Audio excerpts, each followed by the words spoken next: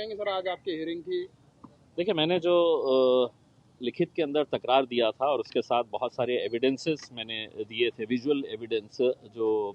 CCTV footage से लिए गए थे, मोबाइल के अंदर कैप्चर किए गए थे कि किस तरीके से इलेक्शन के दिन पैसों का इस्तेमाल किया जा रहा था करके। वो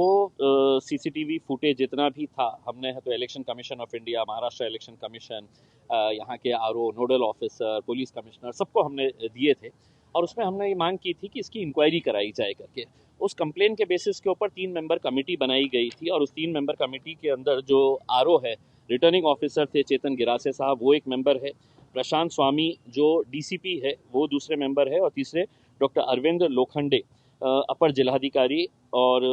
आदर्श आचार संहिता कक्ष के सदस्य थे। तो ये जो है जिला नोडल अधिकारी विकास मीना साहब जो जिला परिषद के सीईओ है, उनके अंडर में इसकी हियरिंग हुई पहले दिन और उसके बाद उन्होंने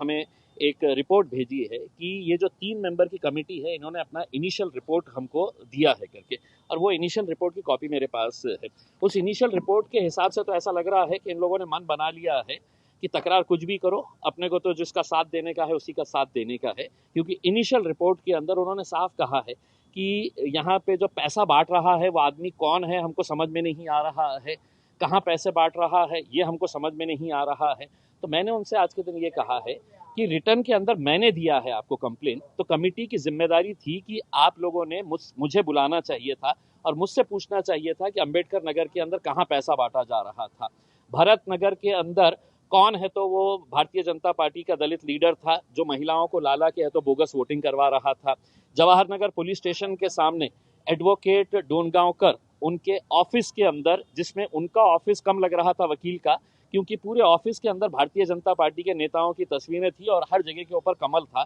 वहां पर वो मुस्लिम महिलाओं को बुलाकर उनके पास से इलेक्शन कार्ड, आधार कार्ड लेकर वो इंक लगाने का काम कर रहे थे और एक एक महिला को उसके बदले में 1,500 हजार रुपये दिया जा रहा था करके। तो ये सब विजुअल एविडेंस दिए हैं, लेकिन इनकी ये रिपोर्ट से ऐसा साबित होता है कि सरकार नेचुरल है कि केंद्र में किसकी सरकार है, राज्य में किसकी सरकार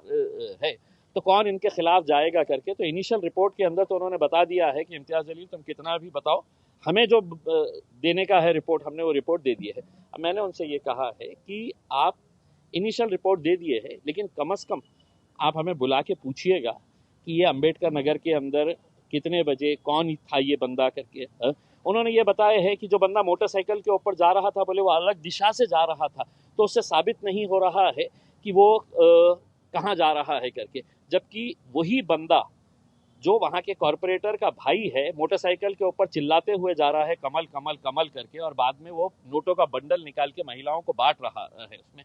तो थातुर मातुर किसी तरह से इंक्वायरी कंप्लीट करो, अपने पास का बोझ निकालो और जाके। लेकिन मैं भी एक बात साफ कहना चाहता हूँ, इन सबको है तो सुप्रीम कोर्ट तक लेके जाएंगे। उसमें मेरा ये नहीं है कि मैं कौन हारा है कौन जीता है, लेकिन ये धंधे बंद होना चाहिए। इलेक्शन अगर लोकशाही को जिंदा रखने का है, डेमोक्रेसी को जिंदा रखने का है, तो सिर्फ पैसे की बुनियाद के ऊपर अगर इलेक्शन लड़ेंगे, दादागिरी की बुनियाद के ऊपर अगर इलेक्शन लड़ेंगे, तो लोकशाही पूरी तरीके से खत्म हो जाएगी। महाविकास आघाड़ी और आपके भी कुछ उम्मीदवारों ने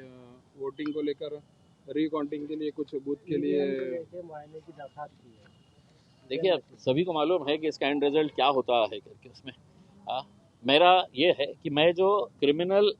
एक्ट्स जो किए गए हैं, जो violation of code of conduct किया गया है, मैं उस बेसिस के ऊपर ये इलेक्शन लड़ रहा हूँ। ये जितने वीडियोस आपने दिए, तो क्या इससे ये साबित हो रहा है कि पूरे बनावटी है, ऐसा बोलना है उनका? नहीं, बनावटी नहीं है। उन्होंने अभी तक तो जो वहाँ के, मैंने उनसे ये कहा हूँ अभी कि 100 करोड़ रुपये हमने सीसीटीवी फुटेज के ऊपर लगाए हैं। आप अंबेडकर नगर के पूरे सीसीटीवी फुटेज निकालिएगा, भरत नगर के पूरे सीसीटीवी फुटेज निकालिएगा, आप जवाहर नगर पुलिस स्टेशन के सामने सीसीटीवी है, उन्हीं के दफ्तर के सामने, पुलिस स्टेशन के सामने है तो वो भाजपा के नेता का ऑफिस है।